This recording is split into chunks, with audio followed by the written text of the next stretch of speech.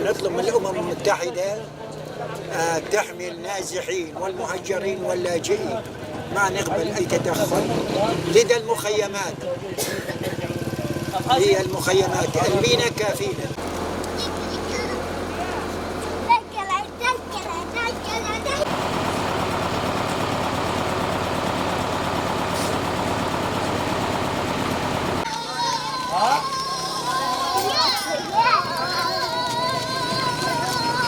احنا هنا عندنا اطفال ونساء وشيوخ، فاذا صار ضرب ما بدنا نتهجر مره ثانيه، ما بدنا وين بنروح مره ثانيه، فحاجه ضرب وحاجه خوف يعني.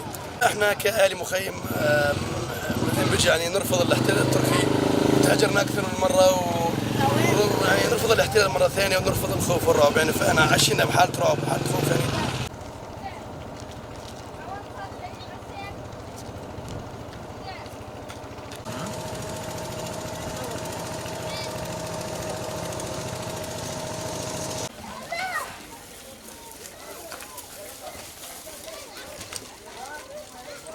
ما بدنا نرجع ننزح النوب مرة ثانية لمناطق أخرى، أو تجينا قوة إرهابية مثل الجيش الوطني والجيش التركي. يعني احنا نزحنا عام 2016، ما بدنا ننزح نعيد السيناريو مرة ثانية.